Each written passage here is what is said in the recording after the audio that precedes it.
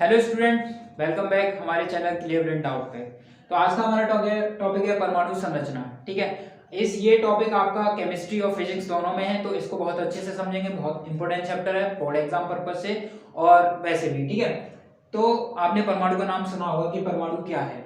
ठीक है, तो परमाणु आपकी अगर अभी के स्टैंडर्ड के लिए बात करें तो परमाणु एक जो कोई भी जो तत्व है या जो भी दुनिया में जो भी मैटर है उसकी मूल इकाई है, यानी कि जो सबसे छोटी चीज है वो है परमाणु। ठीक है, तो आपने पढ़ा होगा कि परमाणु में तीन तरह के कण पाए जाते हैं। एक कण का नाम आपने सुना होगा कि इलेक्ट्रॉन है। ठीक है, दूसरा कण आपका प्रोटॉन है और तीसरा कण है आपका न्यूट्रॉन। आपने भी इनके नाम सुने होंगे। ठीक है, तो परमाणु की संरचना का मतलब है कि परमाणु किस तरीके से बना होता है। हम तो इस चैप्टर में पढ़ने वाले हैं कि परमाणु किन किन चीजों से बना होता है और वो किस तरीके से बना होता है। ठीक है, तो हमें यह पता है कि परमाणु तीन कणों से मिलकर बना होता है। पहला कण है इलेक्ट्रॉन, दूसरा प्रोटॉन, तीसरा न्यूट्रॉन। तो अब इनको किस तरीके से इसकी संरचना होती है, तो आपने परमाणु के बारे में आपने पढ़ा होगा कि परमाणु के जो बीच में परमाणु को एक गोलाकार एक हम गोलाकार मान के चलते हैं कि परमाणु क्या है कि एक गोलाकार कण है। ठीक है, जिसके मध्य में जो उसके बीचों बीच जो होता है वो नाभिक कहलाता है। जो बीच में उसके जो जगह होती है नाभिक होता है, और नाभिक के अंदर जो है आपके प्रोटॉन और न्यूट्रॉन होते हैं। ठीक है, तो नाभिक के अंदर क्या होते हैं, प्रोटॉन और न्यूट्रॉन होते हैं। प्रोटॉन, इलेक्ट्रॉन या न्यूट्रॉन के बारे में आपने पढ़ा होगा कि ये आवेशित कण है, और इलेक्ट्रॉन पे जो होता है ऋणात्मक आवेश होता है, प्रोटॉन पे जो होता है धनात्मक आवेश होता है, और न्यूट्रॉन पर कोई आवेश नहीं होता है। तो ये आवेश रहित होता है, या आवेश रहित चीज को हम उदासीन कहते हैं। ठीक है, तो ये आपका एक ये पॉइंट है कि ये कणों के बारे में आपको पता होगा कि ये इलेक्ट्रॉन नेगेटिव है, पॉजिटिव, उदासीन है। तो प्रोटॉन और न्यूट्रॉन जो है नाभिक में पाए जाते हैं, तो इसका मतलब हो गया कि नाभिक भी पॉजिटिव हो गया। नाभिक कैसा हो गया, पॉजिटिव, क्योंकि न्यूट्रॉन पे कोई आवेश नहीं है। प्रोटॉन का जो आवेश होगा वही नाभिक का आवेश होगा। और जो इलेक्ट्रॉन्स होते हैं वो नाभिक के चारों ओर प्रति कक्षाओं में चक्कर लगाते हैं। ठीक है, आपने ये सब पढ़ा होगा। तो इस पूरी चीज को हम कहते हैं परमाणु। ठीक है, तो परमाणु किन किन कणों से मिलकर बना होता है, इलेक्ट्रॉन, प्रोटॉन, न्यूट्रॉन, और जो उसके मध्य का जो बिंदु है वो नाभिक कहलाता है। ठीक है, जिसमें प्रोटॉन और न्यूट्रॉन पाए जाते हैं, और जो इलेक्ट्रॉन होते हैं वो नाभिक के चारों ओर जो है प्रति कक्षाओं में चक्कर लगाते हैं। इसी को हम परमाणु कहते हैं। ठीक है, तो लेकिन ये जो स्ट्रक्चर या जो संरचना है वो अभी है, लेकिन जब परमाणु की बात कर रहे थे हम, जब ये सारी फिजिक्स स्टार्ट हुई थी, तो परमाणु इस तरीके का नहीं था। तो परमाणु का जो पहला मॉडल था वो जे थॉमसन थे, साइंटिस्ट जे थॉमसन, उन्होंने दिया था। और उन्होंने कहा था कि जो परमाणु है वो एक तरीके का जो संरचना है उस परमाणु की, वो एक तरीके से तरबूज की तरह है। जिस तरीके से आपका तरबूज होता है, वाटरमेलन, तो उसमें क्या होता है कि उसके अंदर जो ब्लैक ब्लैक बीज होते हैं, तो वो उनको आप इलेक्ट्रॉन मान लीजिए कि वो इलेक्ट्रॉन है, और जो रेड कलर का गूदा होता है वो जो है वो उन्होंने कहा कि वो धनावेशित है पूरा, और जो इलेक्ट्रॉन्स हैं वो ऋणावेशित हैं। तो ये जो है थॉमसन का मॉडल, लेकिन ये आपके सिलेबस में नहीं है, तो हम उन्हीं चीजों पर फोकस करेंगे जो आपके बोर्ड एग्जाम पर्पज से। ठीक है, तो इस चैप्टर में ये तो आपका बेसिक पॉइंट रहा कि हम जो है इस तरीके की परमाणु की संरचना होती है जो हम जानते हैं। तो इसमें हमें सबसे पहले एक अल्फा प्रकीर्णन का प्रयोग है, प्रकीर्णन प्रयोग। तो ये क्या है हम इसके बारे में पढ़ेंगे, ये आपके बोर्ड एग्जाम सिलेबस में है। दूसरा पॉइंट है आपका रदरफोर्ड मॉडल, रदरफोर्ड परमाणु मॉडल। कि रदरफोर्ड एक साइंटिस्ट थे, उन्होंने परमाणु मॉडल दिया, उसको रदरफोर्ड परमाणु मॉडल कहते हैं। ये मॉडल में कुछ कमियां थी जिसकी वजह से फेल हो गया, उन कमियों के बारे में पढ़ेंगे। उसके बाद जो है बोर मॉडल आया। ठीक है, बोर ने अपना मॉडल दिया। बोर भी एक नील्स बोर जो साइंटिस्ट थे, उन्होंने अपना मॉडल दिया परमाणु का। तो नील बोर परमाणु मॉडल ये भी आपके सिलेबस है। तो ये तीन टॉपिक जो है आपके इस चैप्टर से हैं, और हम इनके बारे में डिटेल से पढ़ेंगे। और जो बोर का परमाणु मॉडल है ये आपके बोर्ड एग्जाम के पर्पज से बहुत ज्यादा इंपॉर्टेंट आपका ये टॉपिक है। ठीक है,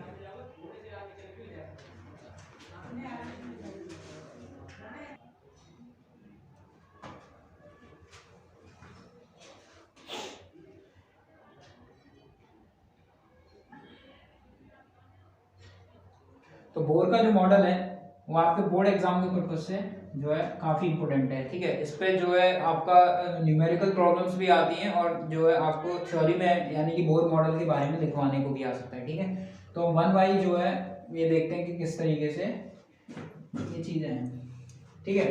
तो एक चीज़ और मैं बताना चाहूँगा कि बेसिकली स्टूडेंट्स को पता होता है कि इलेक्ट्रॉन की खोज किसने की, प्रोटॉन की खोज किसने की, न्यूट्रॉन की खोज किसने की। अगर आपको नहीं पता है तो फोर ये जो है इलेक्ट्रॉन की जो खोज की थी वो जे टॉमसन थे, उन्होंने की थी। प्रोटॉन की खोज रदरफोर्ड ने की थी और न्यूट्रॉन की खोज एक चैडविक साइंटिस्ट थे, उन्होंने की थी। तो ये कीप इन माइंड इन पॉइंट्सों को, ठीक है। कोई भी पूछ सकता है कि इलेक्ट्रॉन की खोज किसने की, प्रोटॉन की थी, तो ये आपको पता होना चाहिए, ठीक है।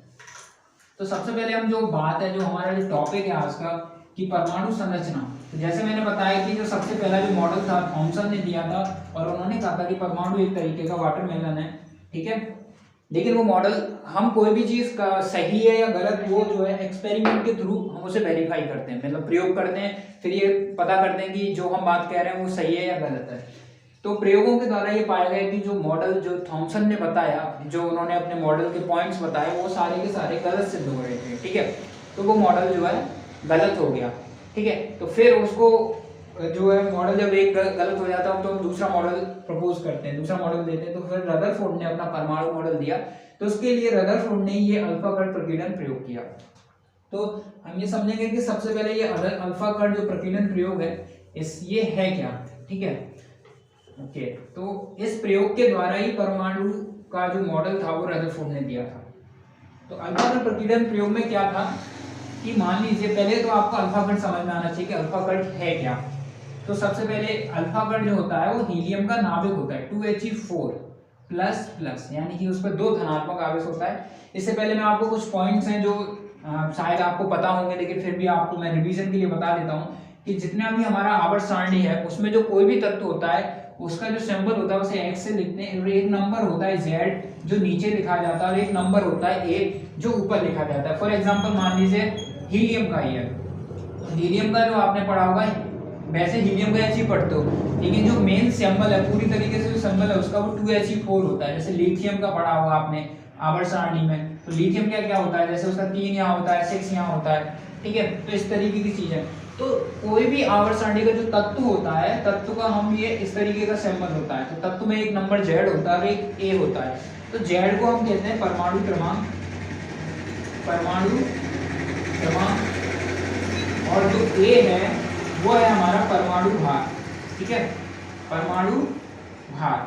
तो अब ये परमाणु क्रमांक या परमाणु भार से हमें क्या मतलब है, ये आपको अब अभी मैं बताऊंगा। तो सबसे पहले आते हैं कि हमने बताया कि ठीक है ना, परमाणु है उसमें इलेक्ट्रॉन है, प्रोटॉन है, न्यूट्रॉन है।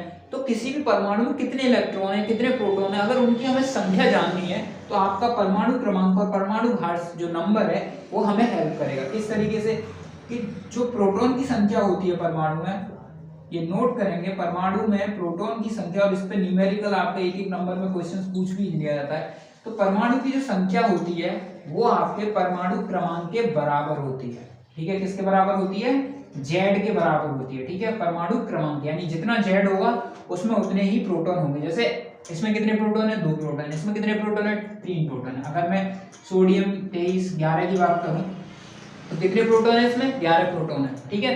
तो इन नंबर से आप बता सकते हो कि उसमें कितने नंबर ऑफ प्रोटॉन है, प्रोटॉन की संख्या कितनी है। अब बात करते हैं न्यूट्रॉन की संख्या या इलेक्ट्रॉन की संख्या। तो सब अब आया इलेक्ट्रॉन की संख्या। तो अगर वो परमाणु उदासीन है, उदासीन का मतलब बेसिकली परमाणु जो होते हैं वो उदासीन ही होते हैं, क्योंकि जितना उसमें धनावेश होता है उतना ही ऋणावेश होता है। इसका मतलब उदासीन परमाणु का ये मतलब हुआ कि जितने नंबर ऑफ प्रोटॉन्स हैं उसमें जितने प्रोटॉन है उतने ही इलेक्ट्रॉन्स होंगे। तो अगर परमाणु उदासीन है तो उसमें कितने इलेक्ट्रॉन है, वो भी परमाणु क्रमांक के बराबर होते हैं। तो इसमें कितने इलेक्ट्रॉन है, अगर ये हीलियम है तो ये 2 इलेक्ट्रॉन है, इसमें 3 इलेक्ट्रॉन है, इसमें 11 इलेक्ट्रॉन है, ठीक है। अब बात करते हैं न्यूट्रॉन की संख्या का। तो ये इलेक्ट्रॉन की जो संख्या है वो आपके जो है परमाणु क्रमांक के बराबर होती है। अब बात करते हैं न्यूट्रॉन की संख्या के, न्यूट्रॉन की संख्या। तो न्यूट्रॉन की संख्या में क्या होता है कि हम A-Z जो होता है वही आपकी न्यूट्रॉन की संख्या होता है, यानी परमाणु भार में से परमाणु क्रमांक को आप घटा दीजिए उतने ही आपके पास उसमें न्यूट्रॉन होंगे। तो प्रोटॉन की संख्या क्लियर हुई, इलेक्ट्रॉन की संख्या क्लियर हुई कि वो परमाणु क्रमांक के बराबर होती है। न्यूट्रॉन की संख्या a-8, तो इसमें कितने न्यूट्रॉन है 2, इसमें कितने न्यूट्रॉन है 3, इसमें कितने न्यूट्रॉन है 23 में से 11 जाएंगे तो वो आपके नंबर ऑफ न्यूट्रॉन्स हो जाएंगे। ठीक है, तो ये जो पॉइंट्स हैं आपको ध्यान में रखने, ये बेसिक पॉइंट है, आपको पता होंगे, ऑब्वियस सी बात है, अगर नहीं पता है तो आप यहाँ से इन्हें क्लियर कर लें, क्योंकि ये जो है एक एक नंबर के क्वेश्चंस इन पे आते हैं। अगर आपको कोई भी परमाणु दे दिया जाए, जैसे पोलोनियम मान लीजिए 82 208 या कुछ इस तरीके से आपको दे दिया जाए, तो फिर आपसे पूछा जाए कि अच्छा इसमें बताइए कि कितने नंबर ऑफ प्रोटॉन है, कितने नंबर ऑफ न्यूट्रॉन है, कितने नंबर ऑफ इलेक्ट्रॉन्स हैं, तो आपको इस तरीके से आपको बताना होता है। ठीक है, तो अब जैसे अगर हम हीलियम नाभिक की ये जो ये 2He++, इसका मतलब प्लस प्लस, आपने क्लास 10 की बात है कि किसी भी परमाणु पे जो होता है धनात्मक आवेश या किसी तत्व पर धनात्मक आवेश कब आता है, जब वो अपने अंदर से इलेक्ट्रॉन निकाल देता है, और ऋणात्मक आवेश कब आता है कि जब वो अपने अंदर इलेक्ट्रॉन ग्रहण कर लेता है। तो अगर इस पर 2 धनात्मक आवेश है, इसका मतलब ये हुआ कि इसने 2 इलेक्ट्रॉन अपने अंदर से निकाल दिए हैं, तो अब इसमें नंबर ऑफ इलेक्ट्रॉन कितने हुए, कितने इलेक्ट्रॉन है 0, कोई इलेक्ट्रॉन नहीं है।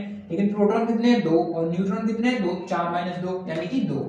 ठीक है, तो इसी को हम कहते हैं अल्फा कण। तो अल्फा कण बेसिकली जो है आपका हीलियम का नाभिक होता है, हीलियम तत्व का नाभिक होता है, क्योंकि हीलियम का 2He4 है, इसमें से 2 इलेक्ट्रॉन निकाल दीजिए, आपको क्या मिल जाएगा, आपको अल्फा कण मिल जाएगा। ठीक है, तो ये आपका हीलियम हो गया।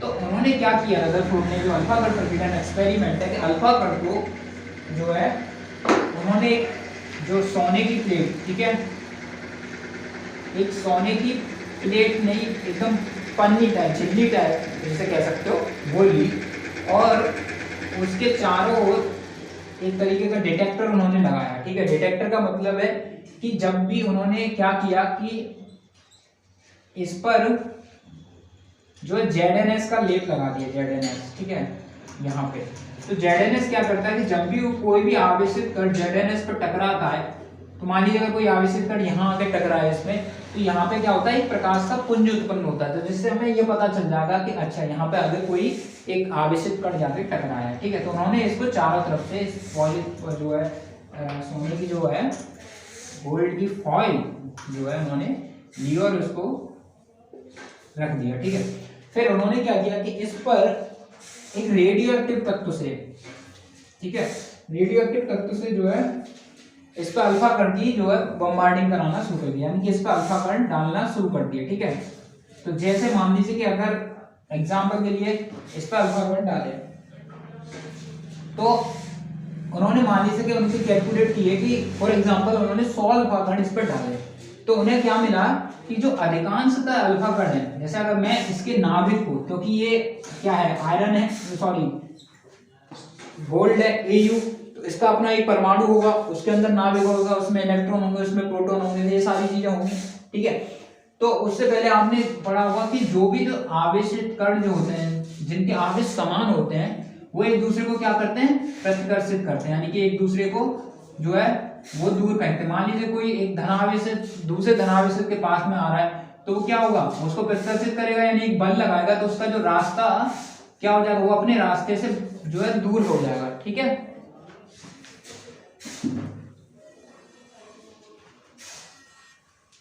हेलो,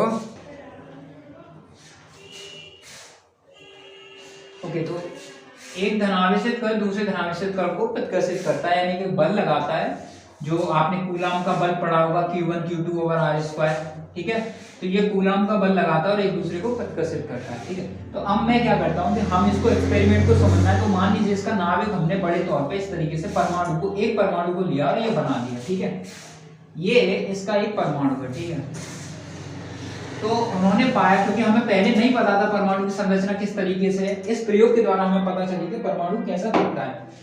तो ये हुआ कि मान लीजिए ये परमाणु है गोलाकार टाइप। ठीक है, तो क्या होता है कि अधिकांशतः जो हमें यहाँ पे अल्फा कण जो मिले वो सीधे निकल गए। मान लीजिए कि 100 अल्फा कणों में से 95 अल्फा कण क्या हुए, वो सीधे निकल गए। ठीक है, तो कोई चीज बिना अपना रास्ता बदले सीधे कब निकलती है, जब उसके बीच में कोई अवरोध पैदा ना हो, यानी कि कोई उसे रोके ना, इसलिए तो वो सीधे चला जाएगा। इसका मतलब ये हुआ कि जब अल्फा कण सीधे निकल गए, इसका मतलब ये हुआ कि परमाणु का जो अधिकांश हिस्सा है वो क्या है, वो खाली है।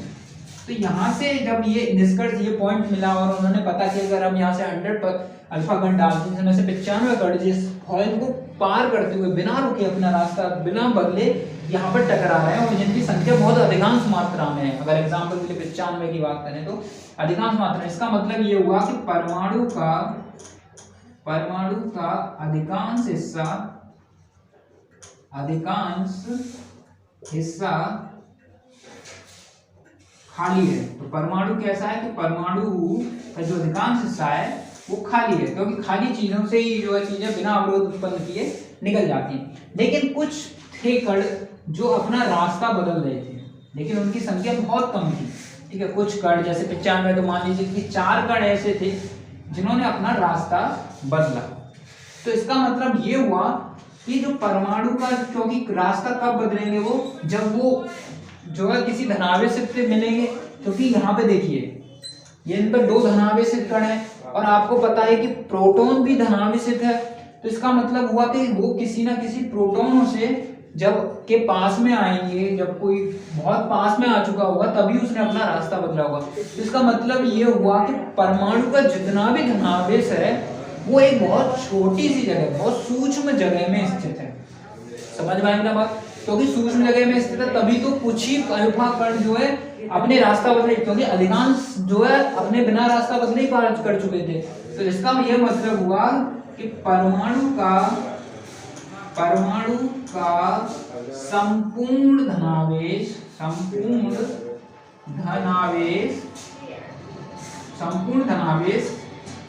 सूक्ष्म जगह में स्थित है। इसका यह मतलब हुआ कि परमाणु का जितना भी धनावेश है, संपूर्ण धनावेश किसी एक सूक्ष्म जगह पे स्थित है। इसीलिए इसमें से कुछ जो है अल्फा कण जो है आपके डिफ्लेक्ट हो रहे हैं, यानी कि अपना रास्ता बदल रहे हैं, और कुछ एक जैसे मान लीजिए कि बहुत ही ज्यादा जो बिल्कुल 180 डिग्री के एंगल से अपना रास्ता बदलेगा। तो ये बहुत ही सूक्ष्म जगह में जो है परमाणु का संपूर्ण नाभिक है। तो इस प्रयोग से, अल्फा कण प्रकीर्णन प्रयोग से हमें नाभिक परमाणु की संरचना के बारे में पता चला। तो पहला पॉइंट ये पता चला कि परमाणु का अधिकांश हिस्सा खाली है, क्योंकि अधिकांश अल्फा कण जो है इसमें से पार निकल जा रहे हैं। दूसरा पॉइंट ये पता चला कि परमाणु का जितना भी धनावेश है, संपूर्ण धनावेश, वो किसी एक सूक्ष्म जगह पे स्थित है, क्योंकि कुछ ही अल्फा कण जो है अपना रास्ता बदल रहे हैं, ठीक है। तीसरा फिर पॉइंट ये निकला, क्योंकि आपको पता है कि परमाणु उदासीन है, तो जितना उस पर धनावेश होगा उतना ही ऋणावेश होगा। तो तीसरा पॉइंट ये है कि इलेक्ट्रॉन जो है, यानी कि जो संपूर्ण ऋणावेश है या इलेक्ट्रॉन है आपके, वह नाभिक के चारों ओर वृत्तीय कक्षाओं में वितरित है, ठीक है। जितना भी ऋणावेश है वो कहाँ पे, सारा का सारा इलेक्ट्रोन, मतलब जो नाभिक के चारों वृत्तीय कक्षाओं में वितरित होगा। तो ये 3 पॉइंट्स जो है अल्फा कण प्रकीर्णन प्रयोग से आपके, ये 3 कंक्लूजन आपके मिलते हैं, ठीक है। तो आपको ये प्रयोग के बारे में पूछ लिया जा सकता है। ये प्रयोग किया था आपके रदरफोर्ड ने, ठीक है। ये रदरफोर्ड का प्रयोग है, रदरफोर्ड ने अल्फा कण प्रकीर्णन प्रयोग किया। आपको इस तरीके का चित्र बनाना पड़ेगा, आपको पॉइंट याद रखना पड़ेगा। उन्होंने गोल्ड की फॉइल इस्तेमाल की और पोलोनियम जो है रेडियोएक्टिव तत्व उन्होंने इस्तेमाल किया, जिससे जो है अल्फा कण उन्होंने निकाले। और अल्फा कण का अधिकांश जो है अल्फा कण परमाणु से जो है पार निकलेंगे, क्योंकि परमाणु का अधिकांश हिस्सा खाली था। कुछ एक जो है अपना रास्ता बदलते हैं, क्योंकि वो जो इलेक्ट्रॉन जितना भी संपूर्ण धनावेश है वो एक सूक्ष्म बिंदु पर स्थित है।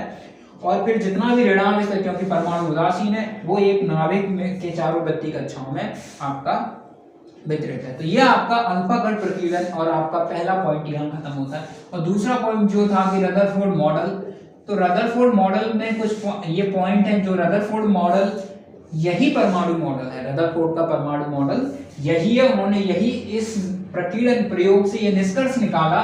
तो इसमें दोनों पॉइंट आपके कवर हो जाते हैं, दोनों टॉपिक आपके कवर हो जाते हैं कि परमाणु, ये रदरफोर्ड मॉडल के 3 पॉइंट है कि परमाणु का अधिकांश हिस्सा खाली है। दूसरा पॉइंट है कि परमाणु का संपूर्ण धनावेश किसी सूक्ष्म जगह में स्थित है। तीसरा है कि संपूर्ण ऋणावेश जितना है इलेक्ट्रॉन है वो नाभिक के चारों ओर वृत्तीय कक्षाओं में होते हैं। ठीक है, तो यहाँ पे आपके ये 2 पॉइंट आपके कवर हो जाते हैं, अल्फा प्रकीर्णन प्रयोग और रदरफोर्ड मॉडल। ठीक है, लेकिन रदरफोर्ड मॉडल भी जो है एक्सपेरिमेंटली वेरीफाई नहीं हो पाया, सही सिद्ध नहीं हुआ, उसमें भी कुछ कमियां रही जिनको वो बता नहीं पाया। तो एक छोटा सा टॉपिक है इसी में कि रदरफोर्ड मॉडल की कमियां, उसको हम अभी पढ़ते हैं। ओके, मॉडल की जो कमियां रही थी, उसमें 2 कमियां रही थी, उनको हम पता करेंगे वो कमियां क्या रही थी। ठीक है, तो रदरफोर्ड मॉडल के हिसाब से वो हमारा कंप्लीट क्लियर हो जाता है कि परमाणु का जितना भी नाभिक है, यानी कि उन्होंने उसका नाम नाभिक दिया, वो एक सूक्ष्म जगह पे स्थित है और इलेक्ट्रॉन जो है यानी कि ऋण आवेश है वो नाभिक के चारों ओर वृत्तीय कक्षाओं में चक्कर लगा रहा है। ठीक है, तो रदरफोर्ड का जो मॉडल है वो ये नहीं बता पाता है कि ये जो वृत्तीय कक्षाओं में जिनमें वो चक्कर लगा रहा है इलेक्ट्रॉन, वो किस तरह की कक्षाएं, यानी कि वो फिक्स कक्षाएं कि या नहीं है।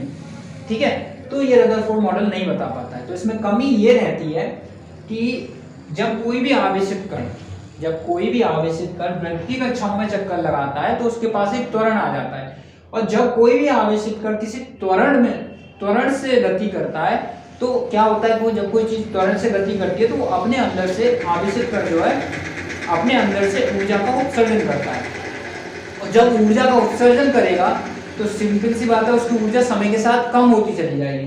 तो इलेक्ट्रॉन की जब ऊर्जा समय के साथ कम होती चली जाएगी तो उसकी जो वृत्तीय कक्षा की त्रिज्या है वो भी समय के साथ कम होती चली जाएगी, और एक समय ऐसा आएगा कि जिसमें वो इलेक्ट्रॉन नाभिक में जाके गिर जाएगा, और नाभिक में गिर जाएगा इसका मतलब क्या हुआ कि परमाणु नष्ट हो जाएगा। परमाणु नष्ट हो जाएगा इसका मतलब ये हुआ कि परमाणु स्थायी नहीं हुआ। रदरफोर्ड मॉडल के हिसाब से परमाणु स्थायी नहीं हुआ, तो इसका मतलब ये हुआ कि जब परमाणु स्थायी नहीं है तो ये सारी चीजें जो आज हम भी हैं वो कैसे बने हुए हैं, क्योंकि हम या दुनिया की यूनिवर्स की कोई भी चीज है वो परमाणु से मिलकर बनी है। तो परमाणु, इसका मतलब परमाणु तो स्थायी है, लेकिन रदरफोर्ड मॉडल के हिसाब से परमाणु अस्थायी हुआ। तो पहली प्रॉब्लम रही परमाणु के स्थायित्व को, परमाणु के स्थायित्व को ये जो मॉडल है वो नहीं समझा पाया, परमाणु का स्थायित्व। ठीक है, तो परमाणु के स्थायित्व को ये मॉडल नहीं समझा पाया और इसलिए ये मॉडल फेल हो गया। दूसरा पॉइंट ये है कि मान लीजिए कि आपका नाभिक के चारों ओर इलेक्ट्रॉन चक्कर लगा रहा है एक वृत्तीय कक्षा में, तो परमाणु रदरफोर्ड मॉडल के हिसाब से वो बहुत सारी कक्षाएं, उसके लिए सारी कक्षाएं, यानी वो किसी भी कक्षा में जो है इलेक्ट्रॉन चक्कर लगा सकता है, सारी अवेलेबल है। तो मान लीजिए एक इलेक्ट्रॉन की कक्षा ये है जिसकी ऊर्जा E1 है, एक इलेक्ट्रॉन की कक्षा E2 है, ऊर्जा E2 है, तो यहाँ से इलेक्ट्रॉन जंप करता है कि ये कक्षा है जिसकी E2 है। तो मान लीजिए कोई इलेक्ट्रॉन यहाँ है और वो उसको कहीं से बाहर से ऊर्जा मिलती है, ठीक है, हम उसे गर्म करते हैं या कहीं से बाहर से ऊर्जा मिलती है और वो एक कक्षा से दूसरी कक्षा में जाता है, जो बड़ी ऊर्जा की ऊर्जा स्तर होगा उसमें वो चला जाएगा। तो वहां पर वो सिर्फ -10⁻⁻8 सेकंड तक रुकता है, ठीक है, फिर वापस वहां से जंप करता है अपनी पुरानी कक्षा में। तो इस प्रक्रिया में क्या करता है, वो ऊर्जा का उत्सर्जन करता है। ऊर्जा का क्या करता है, उत्सर्जन करता है, और ऊर्जा उत्सर्जन वो कितना करता है, इन ऊर्जा अंतराल के बराबर करता है। मानिए अगर ये 10 इलेक्ट्रॉन वोल्ट है, 5 इलेक्ट्रॉन वोल्ट है, तो 5 इलेक्ट्रॉन वोल्ट की ऊर्जा का उत्सर्जन करेगा, ठीक है। तो अब क्या होगा कि जब वो ऊर्जा का उत्सर्जन करेगा तो अगर हम किसी चीज, अब एक वर्ड है यहाँ पे स्पेक्ट्रम, स्पेक्ट्रम। तो स्पेक्ट्रम क्या होता है, अगर इसको समझना है तो आप सिंपल सी बात है, रेनबो यानी कि जो इंद्रधनुष होता है उसे समझिए। तो इंद्रधनुष क्या होता है, 7 रंगों का एक कॉम्बिनेशन होता है, उसमें 7 रंग होते हैं लाल से लेके बैंगनी तक के, और उसको क्या कहते हैं, स्पेक्ट्रम कहते हैं। तो स्पेक्ट्रम क्या चीज होती है, इसी तरीके की चीज होती है। तो जब हमने प्रयोग किए और किसी परमाणु को ऊर्जा दी बाहर से, और फिर जो ये जो ऊर्जा निकाल रहा, उत्सर्जित कर रहा, हम जब इस ऊर्जा को डिटेक्ट किया या उस ऊर्जा के बारे में पता किया, तो हमें जो परमाणु का जो स्पेक्ट्रम मिलता है वो एक विवर्त मिलता है। विवर्त का मतलब एक, मान लीजिए कि इसके अलावा ये दूसरी ऊर्जा स्तर भी हो सकता है। तो मान लीजिए ये एक E3 ऊर्जा स्तर में जाता है, तो इसके लिए एक अलग ऊर्जा अंतराल होगा, इसके लिए एक अलग ऊर्जा अंतराल होगा। तो एक अलग अलग ऊर्जा अंतराल की हमें लाइंस मिलती है। इसका ऊर्जा अंतराल मान लो डेल्टा E1 है, ये डेल्टा E2 है, तो अलग अलग ऊर्जा अंतराल की हमें लाइन मिलती है। तो वो कैसी लाइन मिलती है, वो विवर्त मिलती है। तो नाभिक जो परमाणु है उसका जो स्पेक्ट्रम हुआ वो विवर्त हुआ। ये तो प्रयोग के द्वारा हुआ, लेकिन जब कोई सा भी ऊर्जा स्तर अगर संभव है तो इसका मतलब ये होना है कि रदरफोर्ड मॉडल के हिसाब से जो उसका स्पेक्ट्रम होना चाहिए परमाणु का वो विवर्त ना होकर सतत होना चाहिए। कैसा होना चाहिए? सतत होना चाहिए। लेकिन हमें मिल कैसा रहा है? विवर्त मिल रहा है। तो इसका मतलब है कि ये स्पेक्ट्रम को भी नहीं समझा पाया कि स्पेक्ट्रम हमें विवर्त मिलना चाहिए, मिलता है लेकिन मिलना चाहिए था सतत, तो हमें विवर्त क्यों मिल रहा है? तो ये दूसरी कमी है रदरफोर्ड मॉडल की। ठीक है, तो इन दो कमियां की वजह से ये रदरफोर्ड मॉडल फेल हो गया कि ये परमाणु की संरचना को पूरी तरीके से नहीं बता पाया। तो ये कमियां आप पॉइंट्स याद रखेंगे, परमाणु के स्थायित्व नहीं बता पाया, स्पेक्ट्रम को नहीं बता पाया, तो ये पॉइंट्स आपके बोर्ड एग्जाम में पूछे जा सकते हैं। ठीक है, अब इन कमियों को दूर किया था बोर मॉडल ने, और वो किस तरीके से उन्होंने दूर किया था तो आप वो पढ़ते हैं।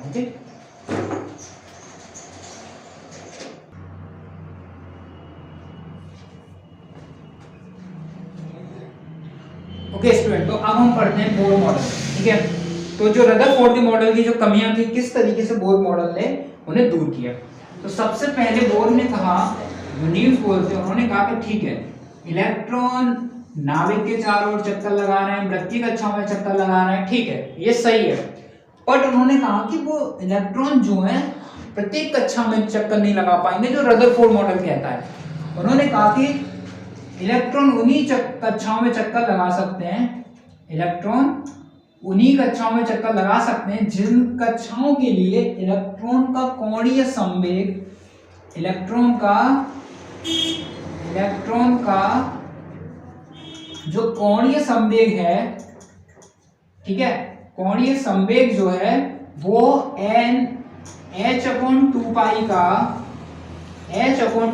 का पूर्ण गुणज हो। तो ये पहला पॉइंट है आपका ना, n1 2 3 पूर्ण गुणज का मतलब है कि एक इंटीजर नंबर का मल्टीप्लाई हो कि h/2 हो, 2h/2 हो, 3h/2 हो या 4h/2 हो, अगर ये नंबर हैं कोणीय संवेग। अच्छा, कोणीय संवेग क्या होता है जिसे हम L से लिखते हैं, ये होता है MVR, यानी कि मान लीजिए कोई भी कण है, मान लीजिए कोई भी कण है, ठीक है, वो वृत्तीय कक्षाओं में किसी पॉइंट को सेंटर मान के चक्कर लगा रहा है, ठीक है, ये तुम हो या आप हैं, कोई भी है, तो आप हमारी मतलब इस वृत्तीय कक्षा की चक्कर त्रिज्या होगी, आपका मतलब वेग होगा या द्रव्यमान होगा, तो कोणीय संवेग अगर जो होता है वो MVR के बराबर होता है। ये क्लास 11 में आपने पढ़ा होगा। ठीक है, तो अब बोर ने सबसे पहला पॉइंट यही बोला कि इलेक्ट्रॉन उन्हीं कक्षाओं में चक्कर लगा सकता है जिन कक्षाओं के लिए इलेक्ट्रॉन का कोणीय संवेग h/2 का पूर्ण गुणज होगा।